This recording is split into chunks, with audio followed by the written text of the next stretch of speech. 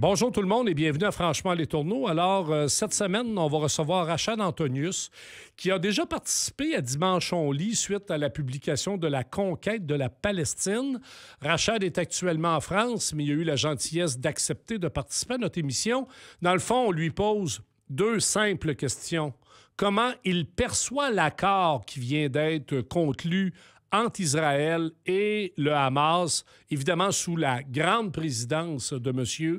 Trump, qui en a fait tout un boucan, n'est-ce pas? Mais en même temps, il faut reconnaître que l'impact immédiat de cet accord, c'est un cessez-le-feu. Et ça, ben, c'est une Moses de bonne nouvelle pour le peuple palestinien et pour le peuple israélien. Mais j'ai une pensée particulière pour les Palestiniennes et les Palestiniens. 70 000 morts, près de 100 000 blessés. C'est un pays qui est complètement ravagé. Les gens retournent là où il y a à peu près plus de maisons. D'ailleurs, je voyais passer encore ce matin Israël qui prétend que le Hamas ne respecte pas son entente pour retourner les otages qui sont malheureusement décédés. Et j'en parlais avec mon ami Jean-Yves en se disant, mais oui, mais dans un pays ravagé comme celui-là, faut-il retrouver les corps? Donc, on va espérer que tout ça nous mène vers quelque chose de plus pacifique.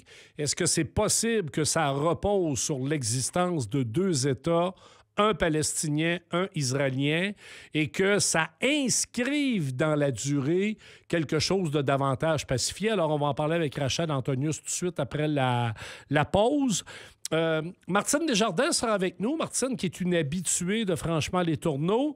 Je ne sais pas si vous avez vu passer cette semaine Épicerie, l'émission à Radio-Canada, à RDI plus exactement, qui nous disait qu'il y a un cégepien, une cégepienne sur deux qui va au cégep le ventre vide. Alors là, je vous avoue que pour avoir moi-même, jadis, il y a très longtemps, milité dans le mouvement étudiant, souhaiter des réformes de l'aide financière, plus de bourses, moins de prêts, moins d'endettement, je me suis dit, c'est-tu vrai qu'en 2025, là, on parle de travailleurs, de travailleuses qui sont sur le marché du travail puis qui ont besoin d'aller vers des banques alimentaires. On le sait, au Québec, au Canada, c'est des centaines de milliers de personnes qui doivent frapper à la porte d'une banque alimentaire. Et là, il semblerait qu'il y a des étudiantes puis des étudiants qui ne mangent pas à leur faim.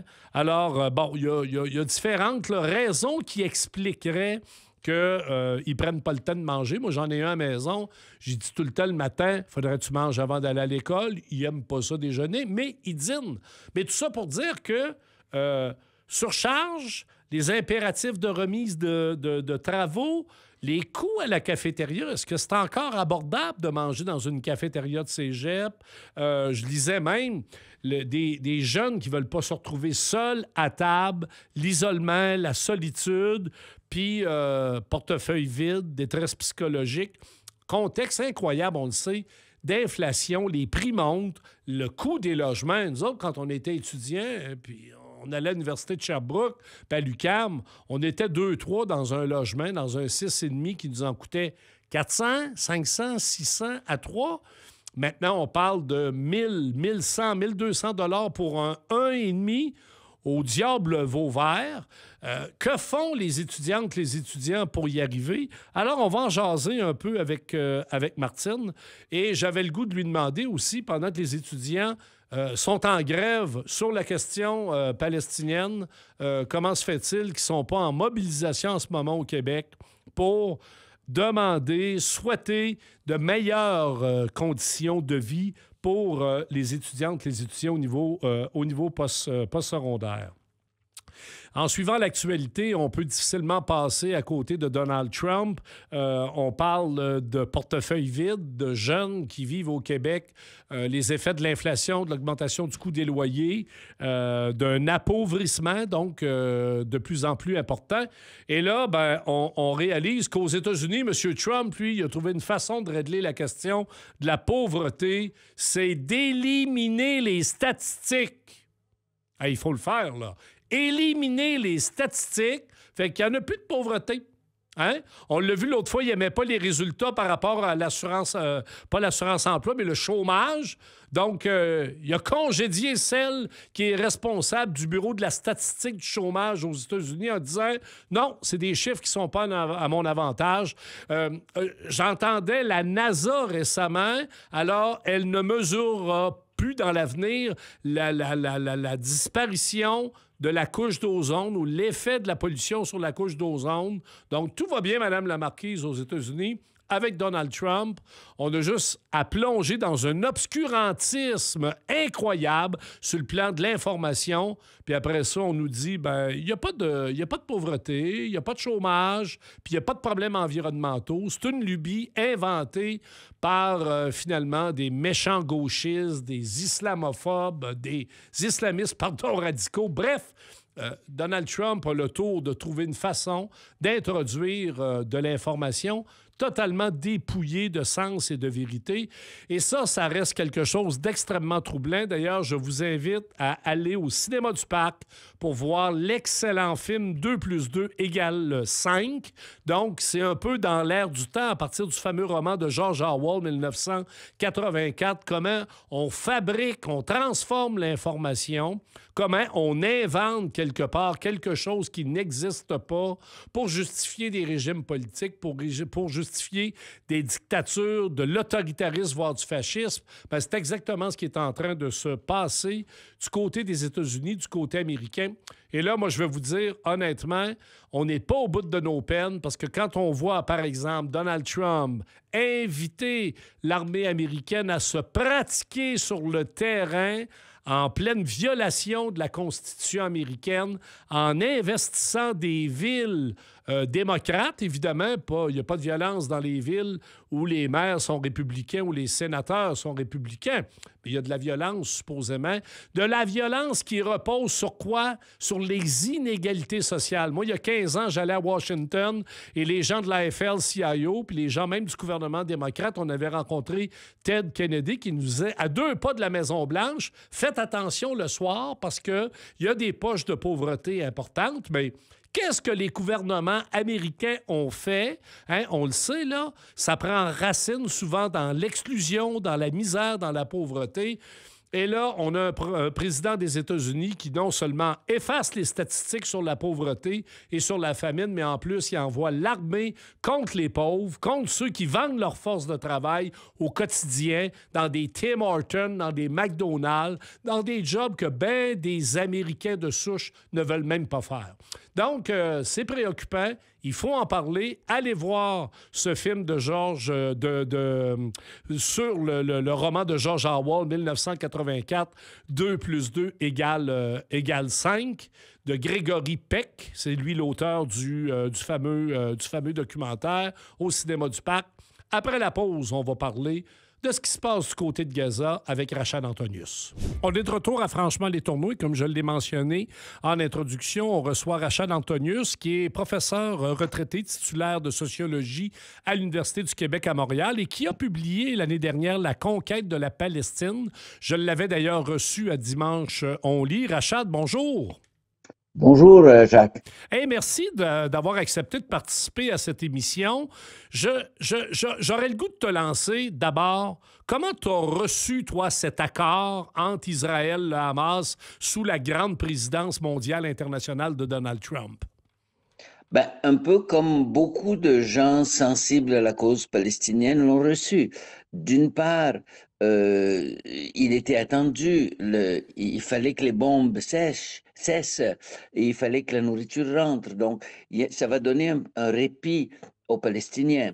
D'autre part, avec beaucoup d'inquiétude, même à court terme, parce qu'une des clauses qui est répétée par le Hamas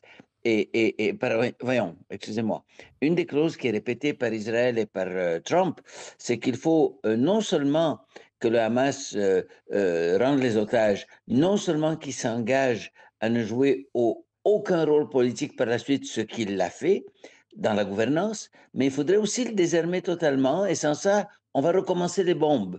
Et donc, Israël maintenant est en train de payer des milices, des mercenaires, à Gaza, pour aller assassiner les gens, les journalistes et d'autres personnes, et elle ne veut pas que le Hamas puisse se défendre ou défendre les gens. Donc, il se peut qu'ils trouvent la moindre excuse pour recommencer leur bombe maintenant que les otages sont dehors. Ceci dit, le fait que les bombes s'arrêtent, le fait que la nourriture rentre, c'est un répit. Mhm. Euh, euh, voilà, donc ça c'est positif. Par Donc, ça, contre, c'est. Donc, dans le fond, Rachad, on peut parler ni plus ni moins d'un cessez-le-feu. Mais tout le reste est à voilà, alors construire. c'est ça que j'allais dire tantôt. C'est qu'il ne s'agit pas d'un accord de paix, il s'agit d'un cessez-le-feu qui est fait dans les pires conditions. Ça veut dire que d'abord, on n'a pas consulté les Palestiniens pour trouver la solution. On veut les exclure de la structure qui va gérer l'après-guerre et de la reconstruction. On a mis un promoteur immobilier qui est le gendre de Trump, Jared Kushner, pour gérer la chose avec l'aide de Tony Blair, qui va être catastrophique. Il avait présidé à la destruction de l'Irak. Et donc, voilà, les conditions sont très mauvaises. Bien sûr, elles reflètent le rapport de force entre, d'une part, Donald Trump, Israël, les États-Unis d'une part, et non seulement les Palestiniens, mais la plupart des pays du Sud. L'Europe s'est tranquillement rangée derrière Trump pour le moment, mais on espère qu'ils vont essayer de bouger. Et les pays arabes sont paralysés parce que il ne s'agit pas en fait des pays arabes qui ont pris une position, c'est les régimes arabes, c'est les élites au pouvoir dans le monde arabe qui ont pris une décision qui, elles, ont besoin tout à fait des États-Unis. Mais Jacques, si tu me permets, il y a une chose Oui. avant d'aller à d'autres que je voulais souligner.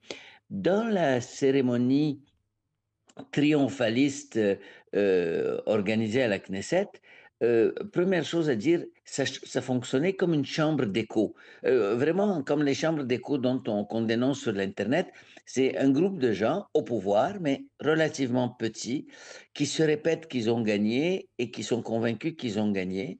Et ils ont gagné d'un certain point de vue, bien sûr, mais à long terme, ils n'ont pas résolu le problème. Alors, il y a deux choses que j'aimerais souligner. Premièrement, l'ancrage religieux de l'action israélienne, de la politique israélienne. Le ministre, pas le ministre, le chef de l'opposition, Yair Lapid, qui est supposé être un peu plus laïque Mhm. que Netanyahou, est allé dire le Hamas, le Hezbollah, euh, les Houthis se trompent quand ils lisent les rapports de services de renseignement quant à nos intentions. Nos vraies intentions, pour les connaître, il faut lire la Bible, le livre de la Genèse, où il est dit, où donc il dit, Dieu nous a dit, euh, il n'a pas dit ça, mais oui, il est dit, deux points, euh, je vous ai donné la terre de Canaan pour que vous et vos sucs et votre postérité en prennent possession pour toujours. Mhm. Et donc, ça montre, alors à tous un certain nombre de laïcards au Québec et en France qui disent, ah, il faut lutter contre le Hamas, tout est bon, ça montre qu'ils se sont rangés derrière un régime qui a une vision clairement religieuse de ce qu'il veut faire. Et ça, c'est assez paradoxal. Enfin, c'était clair avec Netanyahou, mais même l'opposition, c'est l'ensemble du projet qui est un projet religieux que les gens devraient Mais comprendre que c'est de ça qu'il s'agit. t'as pas l'impression, puis je te pose la question, quand tu parles de cette, on pourrait dire, cette forme de radicalisation religieuse du côté d'Israël, que c'est un peu en écho à la radicalisation religieuse, parce qu'on peut pas dire que le Hamas n'est pas un parti dogmatique, religieux. Donc, t'as pas l'impression que ce sont des logiques politiques qui se répondent?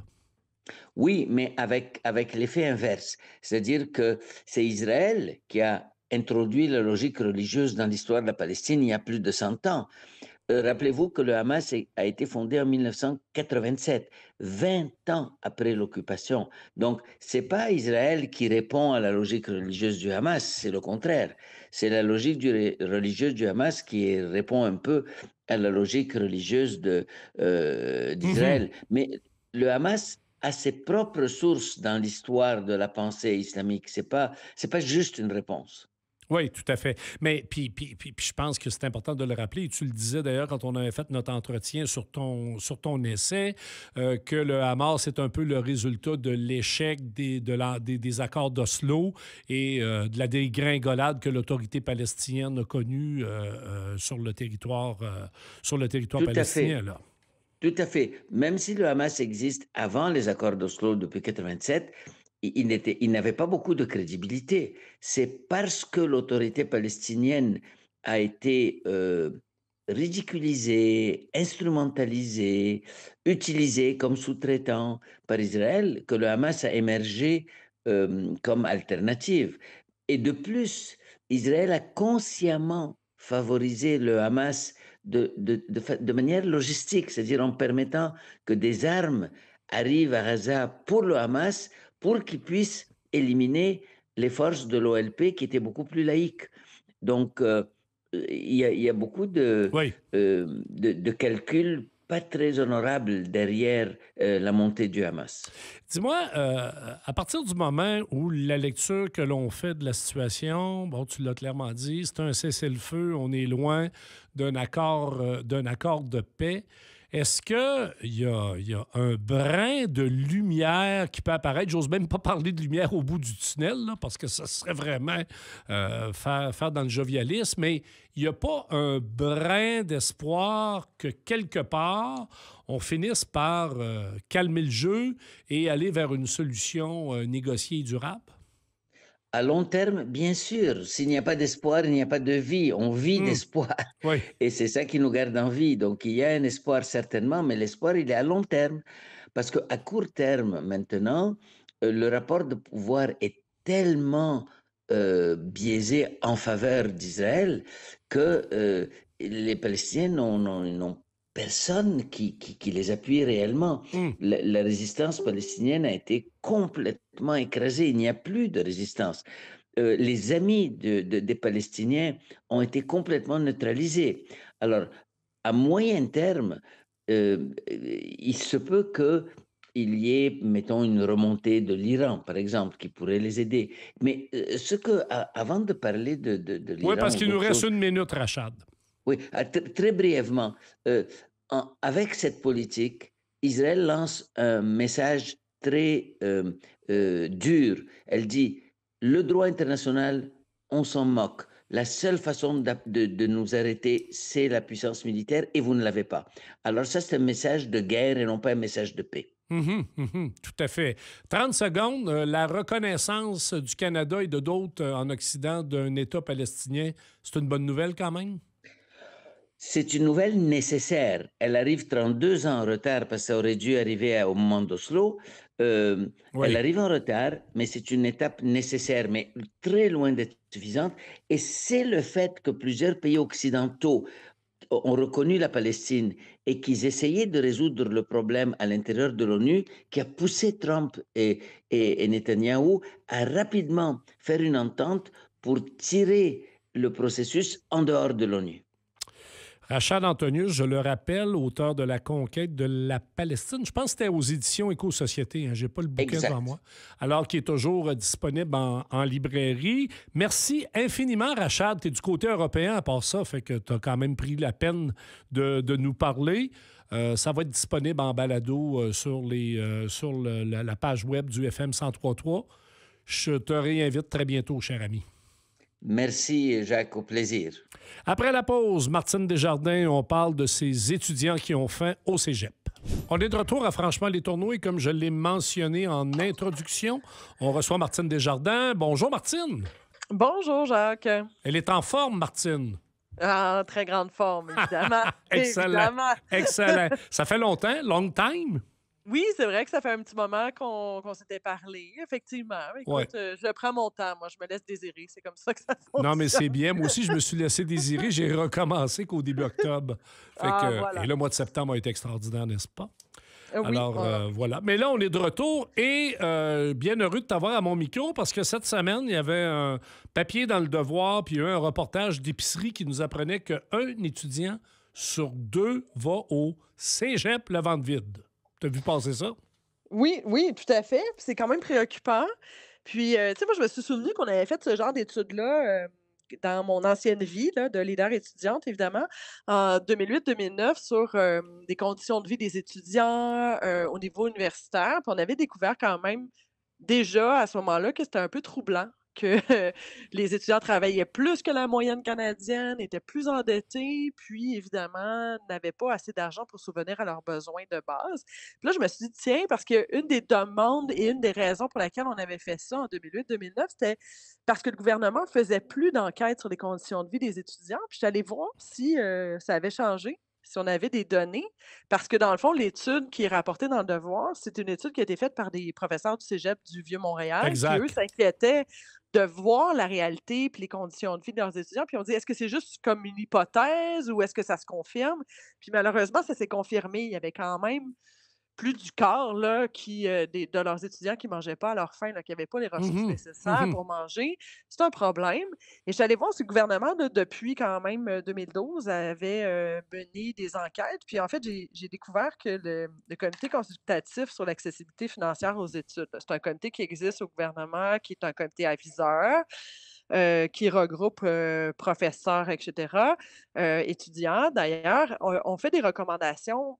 Écoute, pas plus tard que, je te dirais, c'était, 2023-2024. Donc OK. ils ont fait des recommandations au ministère, directement à la ministre Derry à ce moment-là, la recommandation 5 était à l'effet de remettre de l'avant, l'enquête sur les conditions de vie des étudiants pour mieux connaître et comprendre, en fait, leur réalité, puis être capable d'adapter l'accessibilité financière aux études parce qu'on le sait, la majorité des étudiants n'ont pas accès aux prêts et bourses, là, parce qu'on leur dit: «Ben, faites des demandes, mais si vous êtes au cégep et vous étudiez pas en technique», ce qui est la majorité des étudiants, là, au cégep, ben, vous n'avez pas droit à l'aide financière aux études. Vous devez être considéré soit comme émancipé, avoir des enfants à charge ou encore décider de poursuivre vos parents parce qu'ils ne Ben oui. subviennent, tu sais, sont pas capables de subvenir à vos besoins. Donc évidemment, à l'eau, les conditions, familiales et les relations familiales.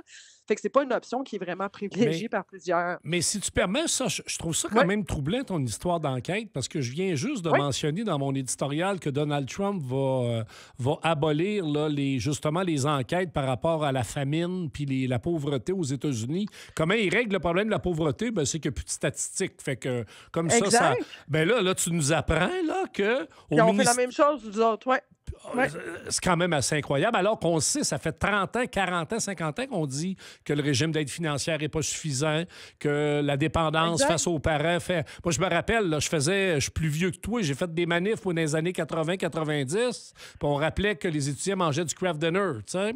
C'était dans nos Exact. slogans, ça, des manifs, là. Oui, oui, on en mangeait encore en 2012, je te rassure, il y a pas grand-chose qui change. Ceci dit, moi en plus qui déteste ça, mais là, c'est un secret. Oh!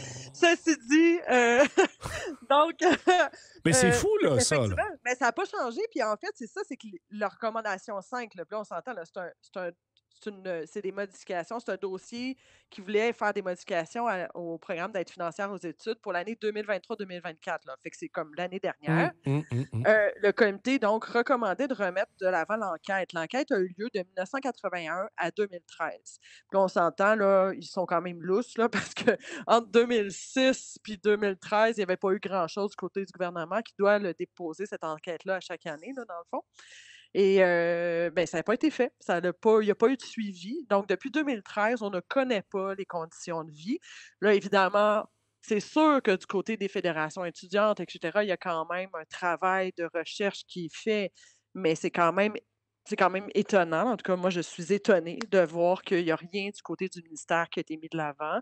Donc, comment est-ce qu'ils font pour améliorer les conditions de vie Ben des oui. étudiants? Comment est-ce qu'ils vont faire des propositions pour l'accessibilité aux études, dans un contexte où de forte indexation, où on le sait, c'est une population qui est plus à risque que les autres, Mhm. puis dans un contexte où on veut avoir des professionnels puis des citoyens qui sont éduqués, qui sont capables, tu sais, on le sait, là, un professionnel éduqué ou juste un citoyen éduqué, ça fait diminuer des coûts en santé et services Ah, sociaux, bien et sûr. cetera. Donc, je veux dire, c'est vraiment un investissement pour eux, mais ne pas savoir les faits, mais en fait, ça leur empêche probablement de faire des recommandations avisées. Donc, on peut se poser beaucoup de questions sur, ben, qu'est-ce qu'on fait au niveau du ministère de l'Éducation supérieure, entre autres, ou même du ministère de Mm. l'Éducation, Tout à fait. pour aider nos jeunes à vivre des études dans des conditions qui sont optimales. Puis là, évidemment, c'était vraiment une étude qui était juste sur les conditions, alimentaires, là, vraiment, mais on le sait, là, les cégeps sont quand même dans un état lamentable, là, au niveau des Oui, immobilisations, puis au niveau de la structure, oui, ouais. puis on n'a pas, puis Martine, on n'a pas parlé de la crise du logement qui frappe durement Non, les non, mais ça, jeunes, c'est là. clair. Tu sais, moi, dans mon temps, Exactement. on était 5 dans un logement de 600 pièces, mais là, il faut que tu sois le triple. Comment tu Non, non, fais mais à c'est ça, à un Montréal moment en ce donné, c'est des moment, co ou même à ouais. Longueuil ou à Laval pour te loger, ou à Québec, alors qu'il y a crise du logement partout? Je voyais des étudiants à l'Université de Rimouski, cégep, tu sais, quand le taux d'inoccupation est en bas de 0,5 là. Alors là, tu sais, le régime d'aide financière n'a pas été bonifié depuis plusieurs années, n'est-ce pas? Et Effectivement. tu as une poussée inflationniste au niveau du panier d'épicerie, au niveau du logement. Ça t'étonne-tu, toi, que... puis je veux rien enlever à la cause palestinienne. J'avais Rachad Antonius, qui était à mon micro juste avant toi, qui nous parlait de l'accord de paix, qui est dans le fond plus un cessez-le-feu qu'autre chose. Mais ça Ouais, t'étonne-tu effectivement. que les étudiants soient davantage en grève sur la question palestinienne que sur une question aussi fondamentale que Leurs conditions de Ouais, vie. ouais. Ben, c'est toujours une question de, tu sais, évidemment, se battre pour ces conditions, ça peut être taxé comme étant très égoïste, là, je sais. Je veux dire, on l'a vécu en 2012 en disant: «Ben, dans le fond, c'est juste que vous voulez pas payer plus, vous êtes Mhm. égoïste, et cetera». Puis c'est dur aussi d'aller se battre sur le fait, ben, on n'a pas assez à manger. Donc, tu sais, je veux dire, ça reste quand même très peu intéressant d'aller Mm. faire la promotion de notre, incapacité à se nourrir convenablement, là. Tu sais, je pense qu'il y a quand même, un côté qui est un peu, on n'a pas le goût de s'exposer Mm, dans mm, des mm, mm, mm, conditions mm, où on mm, est mm. plus vulnérable, puis ça touche aussi beaucoup, là, au niveau de la santé mentale. Tu sais, on le voyait d'ailleurs dans l'étude des professeurs C'est vrai. de cégep, ils disaient, tu sais, les jeunes vont même refuser de manger s'ils sont pour manger tout seuls. Mm. Donc, tu sais, il y a une question aussi de pas trop s'exposer dans ce contexte-là. Tu sais, on a peur d'être jugé sévèrement. Fait que je comprends pourquoi on préfère aller se battre sur des causes qui sont plus loin de nous. C'est moins, choquant. Peut-être que ça nous expose un peu moins, mais moi, je suis quand même préoccupée, là, du fait qu'il y a pas, Mm, d'association actuellement d'étudiants dont c'est le travail, mm. de se mobiliser sur cette question-là, puis de faire des représentations plus publiques ou de faire des enquêtes, en fait, pour plus public, pour comme pousser le gouvernement à faire ces modifications-là. Écoute, j'ai fait une recherche rapide, là, puis j'ai pas trouvé, là, qu'il y avait, actuellement, là, quelque chose qui est en branle là-dessus, comme ce qui avait été fait. Donc, moi, j'avoue que c'est ça, tu sais, c'est sûr que je comprends pourquoi les étudiants le font parce que c'est quelque chose qui est un peu plus public puis moins, tu sais, moins près de soi, mais quand même. Moi, je suis un peu préoccupée par cette question-là. Visiblement, Ah la oui, population absolument. étudiante, grandit. On le sait, on a quand même beaucoup de jeunes qui s'en viennent au cégep. C'est d'ailleurs une problématique. On n'a pas assez de place pour les accueillir. Mm, mm, C'est la mm, même chose mm. qui est arrivée au primaire, au secondaire. Ils arrivent au cégep, on n'est pas prêt à les accueillir, puis ils viennent dans des conditions qui sont pas nécessairement favorables non plus à l'apprentissage. Ouais. Donc, est-ce que ça va faire que ces jeunes-là vont pas être capables de retenir l'information parce qu'ils ont rien dans l'estomac, qu'ils sont pas capables de se nourrir, puis sont préoccupés au niveau de leur capacité financière à poursuivre leurs études? Écoute, j'aurais pas cru qu'on serait là en 2025 en train de discuter de ça. Il me semble qu'en 2012, on avait déjà émis des constats puis demandé des modifications. Là, ça fait 13 ans, là. Écoute, Il est un et, peu temps que ça bouge, là. il nous reste peut-être 2 minutes. Écoute, moi, les grèves étudiantes dans les années 80 où on avait même des affiches, nous autres, à l'UQAM puis à l'ANEC sur vous voulez des prêts bourses, mariez-vous parce que sinon, vous êtes dépendant de vos parents puis quand les parents ne te financent pas, ben, t'es dans Ouais. le chenoute. Puis je me rappelle, moi, souvent confronté à tout le mépris. Ah, ben oui, mais des étudiants qui ça travaille 20 heures par semaine, voyons donc, ils sont juste à l'école. Hey, wow, un instant, là, si tu fais un bac à plein temps, puis même un DEC à temps plein, travailler 20 puis 25 heures, ça fait en sorte C'est que... énorme. ben, c'est absolument. Donc, ce qui est dramatique quand on pense à tout ça, c'est que la condition étudiante, de façon générale, elle a à peine changé là, depuis 20-25 ans. En fait, c'est qu'elle change pas vraiment. Les UQ avaient fait une évaluation, dans le fond, une enquête, à l'interne en 2022, constatait encore Hum, que c'était des étudiants de première génération qui fréquentaient les universités du Québec. Donc ça veut dire qu'on n'a pas encore comme une tu sais, on n'a pas passé à des étudiants de justement, là, dont les parents ont été à hum, l'université, qui vont fréquenter l'université. On arrive peut-être, là, dans cette génération-là actuellement, mais ouais. c'est lent à changer et ça fait aussi qu'on n'a pas je dirais comme une éducation aussi de mettre de l'argent de côté pour permettre à nos enfants d'aller faire des études universitaires. Tu sais, on n'a pas cette perception-là comme on peut l'avoir dans un contexte plus anglo-saxon, à l'extérieur, en fait, du Québec, au Ouais. Canada. Souvent, les parents vont mettre un fonds, vont faire des REEE, tu sais, on en entend parler, C'est mais fou, hein, on a on du dirait qu'au rattrapage Québec, encore à faire. Ouais, c'est ouais, mais incroyable. Hum. totalement au niveau de l'investissement, au niveau des études, puis la planification pour des études, on l'a pas beaucoup fait. Heureusement qu'on a quand même des coûts qui sont abordables, mais tu sais, force est de constater que là, c'est pas juste les coûts aux études qui sont prohibitifs, là, c'est être capable de se loger dans la ville où on veut étudier, pas trop loin. Si on est logé plus loin parce qu'il y avait pas d'accessibilité pour des Hum. logements, ben ça nous prend un transport. Les transports augmentent de plus en plus. Tu sais, certaines villes, par exemple, qui avaient mis les transports gratuits, moi, je me souviens, j'allais à Sherbrooke, le transport collectif était gratuit, c'est plus le cas aujourd'hui. Non, c'est ça, Donc, c'est ça. tu sais, il y a quand même c'est ça, il y avait des avantages, je dirais, d'être étudiant dans certaines villes qui, malheureusement, ont été Donc, coupés faute de moyens, là. on fait pas juste du surplace, même dans certains cas, On recule, on recule, ouais, malheureusement. malheureusement. Oui, exactement. Martine Desjardins, c'est déjà tout. Merci infiniment. Ça m'a Très fait plaisir. éclairant. Et d'apprendre qu'il n'y a pas juste Donald Trump qui fait disparaître des statistiques, mais que du Non, côté de l'enseignement supérieur, on fait la même chose. Fait que comme ça, ben, il n'y a pas de problème, Madame la Marquise. non, exactement, pas de statistiques, pas de preuves. Merci, Martine. On te réinvite Ça fait bientôt. plaisir. Bye, Allez. Jacques. Après la pause, Sébastien Saint-François qui nous fait un tour d'actualité politique. On est de retour à Franchement les Tourneaux et comme je l'ai mentionné en introduction, on reçoit notre ami Sébastien Saint-François qui a bien voulu, encore une fois, nous dépanner. Ça va devenir une habitude, notre conservateur fiscal préféré à l'émission. Sébastien, bonjour. Salut Jacques. Alors, Sébastien, tu vas nous jaser de quoi cette semaine? Ben, ça dépend. Si tu veux commencer par la scène mondiale, ben, je peux faire un lien avec ton premier invité. Donc, la paix éternelle promise par notre cher Donald Trump, hein, plutôt cette semaine. J'ai Oui. trouvé ça fort un peu. Ses déclarations étaient, écoute, à l'écouter et à le croire, là, tout est réglé pour toujours dans cette partie du globe, ce qui me surprendrait beaucoup. Ton invité parlait plutôt d'un répit, puis moi, je pense que c'est ce C'est le qu'on feu, a en ce ouais. moment. Mm, mm. Tu sais, écoute, là, le plan de paix, entre guillemets, là, de M. Trump compte 20 points. On a réglé le premier point. On est loin de la fin de tout ça. Entre autres, tu sais, comme ton invité disait, là, on veut exclure les Palestiniens du portrait. Je pense pas que le Hamas va se laisser aller comme ça.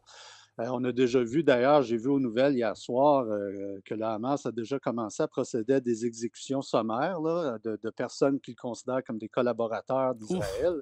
C'est mal parti, là. Tu sais. Puis là, il y a toute l'histoire des dépouilles. Imagine, là, tu sais, Israël. Moi, je crois qu'Israël va utiliser ça pour reprendre Mm, de plus belle la guerre. mm, Parce qu'imagine rapatrier toutes les dépouilles dans une région dévastée telle mm. que Gaza l'est. Comment tu fais ça?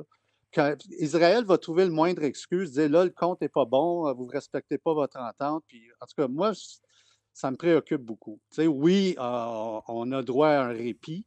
Il faut donner ça à Trump. Mais tu sais, de là à dire que c'est la paix éternelle, puis que tout est réglé, puis Mm. la vie est belle, là, on est loin de là. Fait que, Ouais. ça va être à surveiller pendant encore bien, bien des semaines. Oui, tout à fait, tout à fait. Puis il y a eu beaucoup de sparage, tu sais, il y a eu beaucoup de Ah, ben oui. cromage trumpiste là, autour de Ben ça. oui, Là. c'est sûr que lui, écoute, il- il est fier de son coup, là, puis ça, c'était visible. Mais tu sais, ça va dépendre aussi de l'attention, parce qu'on sait que M. Trump passe du coq à l'âne souvent. Hein. Fait Hum, que la journée que Gaza sera plus sa priorité, qu'il va avoir passé à autre chose, est-ce que Israël, tu sais, là, Israël est un petit peu tu sais, acculé au pied du mur. mhm. Mais la journée que Trump va porter son attention sur un autre dossier, ben là, Netanyahou, rien qui dit qu'il ne reprendra pas le conflit, lui, là. Non, exactement, exactement, exactement. Ça va être à surveiller de très, très près. Il y a même Ouais. son ami Poutine là, qui a dit, je pense, en fin de semaine, que M. Trump aurait dû remporter le prix Nobel de la paix.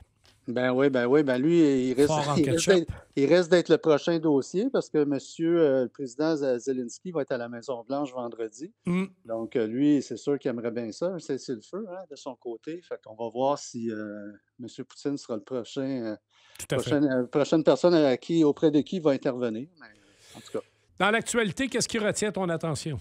En fait, on va retourner à la municipale. Hein. Rappelons-nous que nous sommes en campagne Mhm. électorale à certains endroits. Hey, ton maire a été réélu à Ben oui, par Boucherville. acclamation pour une deuxième fois de suite. Hein. Ça Ben va ouais. bien, Boucherville. La Ben oui. démocratie se porte bien. Ben oui, mais tu Euh, te présentes pas. non, je te l'ai dit. Moi, la politique, j'aime la commenter, pas la faire.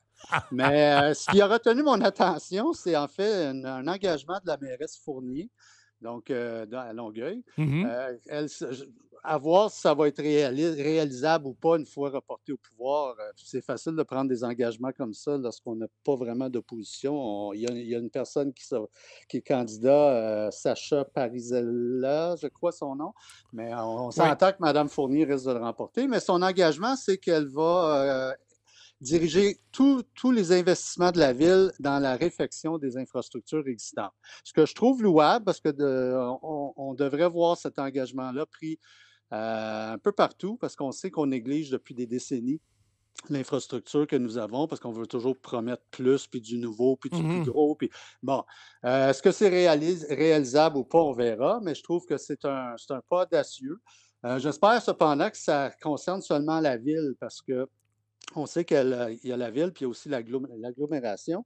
Je le mentionne parce que j'ai été mis au courant d'un problème majeur qu'on a à Boucherville lors du dernier avis d'ébullition de l'eau.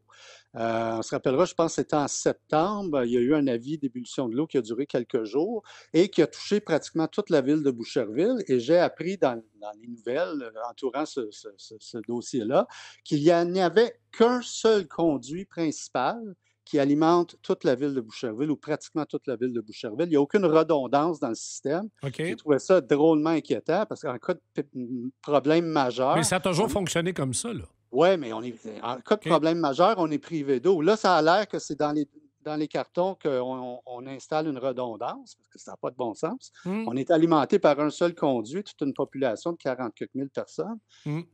Préoccupant. Tu sais, si cette conduite-là a un problème, brise, on est privé d'eau, là, toute la ville. Là. Mais je Fait veux que, revenir sur ton commentaire. Effectivement, je pense que c'est pertinent et intéressant de le mentionner. Investir dans ce qui existe déjà puis qui fonctionne plus ou moins. Parce que c'est ça. un des problèmes au Québec, ça a été ça. Tu sais, nos écoles, on savait qu'il fallait les rénover.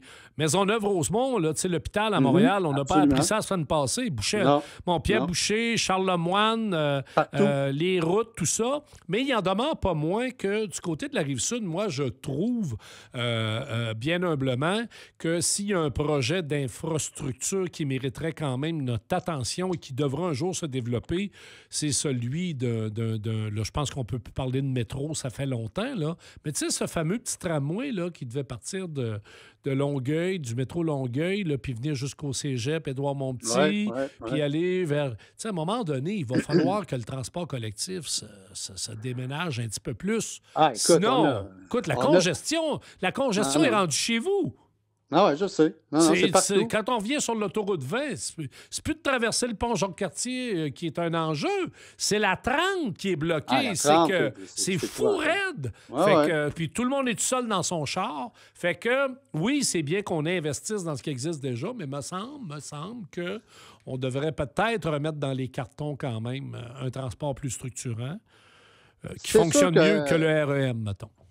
Ah oui, ça c'est sûr, hein, c'est pas dur à battre. Mais c'est sûr, écoute, on a tellement. Le problème, c'est qu'on a tellement de priorités, mais la capacité de payer est à un niveau X. Les contribuables sont déjà appelés à en payer beaucoup, là. Notamment, j'ai reçu mon avis de renouvellement de l'immatriculation de ma voiture. Le fameux Combien? 180, c'est 180 juste pour le transport en commun. Ça me coûte au-dessus de 400 $ pour l'année parce que je suis dans la région de la CMM, là, la communauté métropolitaine de Montréal. Ah oui, moi aussi, je l'ai payé. Là. On paye, puis les priorités, il y en a tellement. À la fois, oui, il y a certains projets qui doivent voir le jour, des nouveaux projets, mais il y a aussi tout le déficit d'entretien qu'on a accumulé au fil des décennies passées. On parle des routes, on parle du souterrain, on parle des réseaux d'aqueducs, des d'égouts. C'est un travail colossal. Puis on voit à Montréal qui est en chantier perpétuel depuis des années parce que, bon, il faut donner ça à l'administration Plante. Ils ont mis les bouchées d'eau, puis ils essayent de rattraper le retard qui s'est accumulé, mais en même temps, ça fait vivre l'enfer à tout le monde. Hein. Exact. À Montréal. Sébastien, il nous reste 3 minutes. As-tu un autre sujet? Un autre sujet, il y a toujours des sujets. Ben oui, c'est bon. Vas-y. Un autre reportage que j'ai vu, ça revient un peu à l'histoire de la fin des étudiants au cégep. Ben, non, pas vraiment, là. Mais c'est le dossier de l'itinérance. J'écoutais, c'était un reportage hier soir au Téléjournal, Patrice Roy. Écoute, on est vraiment. Puis, tu sais, en campagne électorale, je lisais ce matin, là, la candidate d'Ensemble Montréal, elle veut tout régler ça en 4 ans. Elle a des solutions à tout. Tu sais, les candidats aux élections, ils ont souvent toutes les solutions, mais une fois qu'ils sont en poste, ils les ont moins. Mais on est vraiment, écoute, on est devant un phénomène social grave. Hein? On commence à craindre l'installation de campements permanents. Oui, j'ai vu ça. C'est ça dont on parlait hier au Téléjournal. Puis ils montraient des images, puis il y a des gens, je veux dire, qui s'installent à quelques mètres d'un quartier résidentiel dans un boisé. Et c'est tout un défi là, qui va attendre la prochaine administration, à la fois Montréal. Le problème est à Longueuil, un peu partout. Mais ça fait peur. Là, quand tu longes le fleuve, là, tu sais, quand tu longes le fleuve, là, tu le vois, là, la température le permet. Il y a des gens qui dorment dans des tentes en ce moment. Absolument. Mais dans 3 semaines, 1 mois, c'est terminé, ça, là. Oui. Non, écoute, ça donne la chair de poule quand on pense à l'accélération de ce problème, la vitesse à laquelle... C'est un reflet de notre société, c'est le reflet de la pauvreté grandissante, les inégalités grandissantes. Puis je sais pas, moi, j'ai pas la solution, là, puis j'aimerais bien qu'on trouve une solution magique. Je pense qu'il n'y en a pas, parce que c'est une combinaison de facteurs qui poussent les gens éventuellement à la rue, parce qu'il suffit d'une bad luck, puis ça s'accumule à d'autres bad luck, puis à un moment donné, plus de ressources. Mais disons, on va convenir en conclusion, Sébastien, que la dernière chose qu'il faut faire, c'est comme Trump, d'envoyer l'armée. Parce que c'est ça qu'il fait, là. Absolument. Je t'écoutais en début. Il attaque la pauvreté avec la Garde nationale, puis de faire disparaître les statistiques. Ben oui, c'est ça. C'est facile de dire qu'il n'y a plus de pauvreté parce qu'on tient plus de données là-dessus. Non, écoute, ce qui se passe aux États-Unis, c'est vraiment ahurissant, là, c'est grave. Du point de vue sociétal, là, c'est absolument... Sébastien, je veux juste... Il me reste 3 secondes, mais il faut que je le dise. Tu fêtes ton 15e anniversaire comme chroniqueur au 103.3 aujourd'hui. Tu as commencé un 15 octobre. 15 octobre 2010. Bravo. Effet, ça fait 15 ans. Bravo pour un autre 15 ans, mon cher ami. On va te réinviter. Ça marche. Hey, merci, bonne campagne. Bye-bye. Merci, salut Jacques. C'est déjà tout pour Franchement les Tourneaux. Je vous laisse en bonne compagnie avec mon ami Jean-Yves Lemay pour l'après-midi. FM 103.3